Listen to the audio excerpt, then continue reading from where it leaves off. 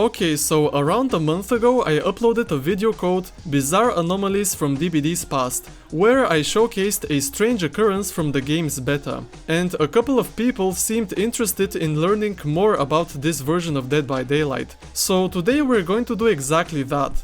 And without any further ado, let's get right into it. On the 30th of May 2016, a teaser for the beta was uploaded on the official YouTube channel for DBD. The description of the video reads: "There is nowhere to run, there's nowhere to hide. Do not miss out on the Dead by Daylight beta, starting May 31st to June 12th.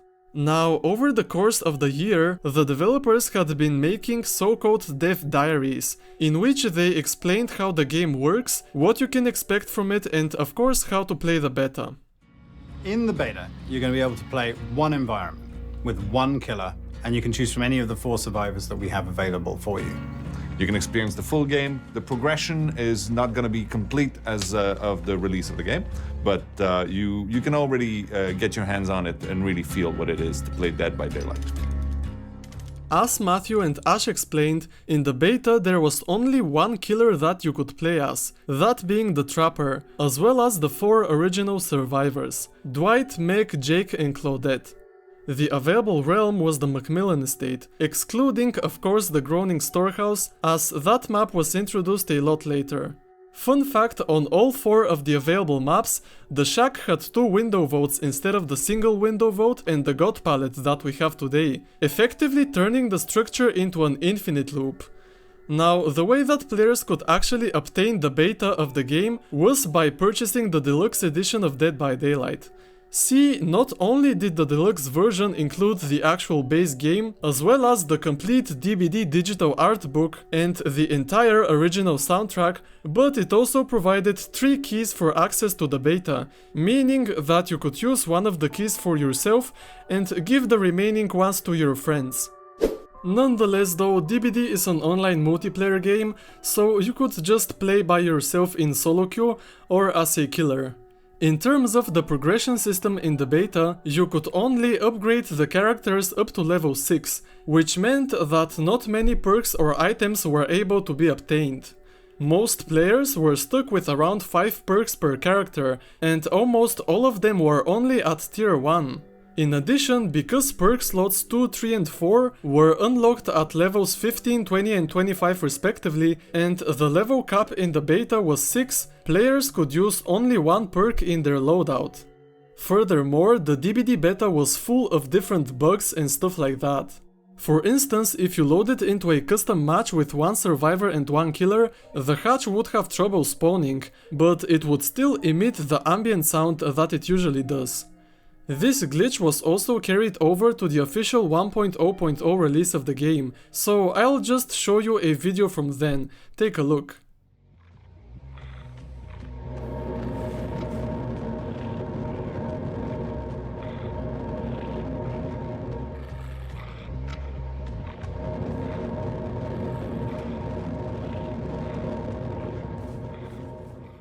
Another bug revolved around a pair of legs spawning on top of the killer, which was honestly hilarious and incredibly goofy, and this would for some reason remove the Trapper's mask. Here is another clip of this happening to the Hillbilly in the lobby of Dead by Daylight's beta. But wait a second, Hillbilly in the DBD beta? That shouldn't be possible, right? Well, everything up to now was just the tip of the iceberg regarding all of the secrets that the beta holds. If we dig a little bit deeper, we will find out that in fact, the Wraith and the Hillbilly were already present in the game files during the beta. The thing is that they were locked and obstructed from the player's view, since the only killer that showed up in the killer selection menu was the Trapper, making the Wraith and the Hillbilly virtually impossible to play legitimately. However, sometimes clicking on either the loadout button or the portrait of the Trapper would just randomly change your killer for whatever reason, which was of course completely unintended. And you could even queue up like this and face other players in public matches, which would lead to some survivors getting completely jump scared by a killer that they had never seen before in game.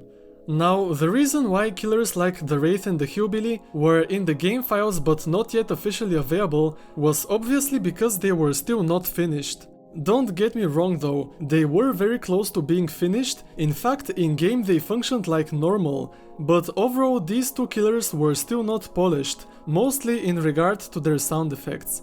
For example, the Wraith's weapon had the same sounds as the Trapper's weapon. As for the Hillbilly, sometimes his chainsaw would either make no sound when being used, or it would continue to make sound even when not being used. Just overall small things like that. However, perhaps the most interesting part of the DbD beta were all of the prototype maps that were hidden away in the game files. And some clever players have actually been able to access them and play on them, revealing some incredibly obscure early assets. This is Paradise Creek. Okay, but what even is Paradise Creek? Well, this is simply a very early work in progress name for the Backwater Swamp realm. And when I say early, I mean very early. Like incredibly vague untextured 3D model meshes type early. What the player here is walking around on is a prototype structure for the village building, which was later properly textured, colored and almost fully completed as a landmark. Now, the reason that Paradise Creek has awful visibility is because the map is reusing the same fog as the original tally screen, probably just as a placeholder, since the actual fog and overall atmosphere for the swamp were not yet ready at this point.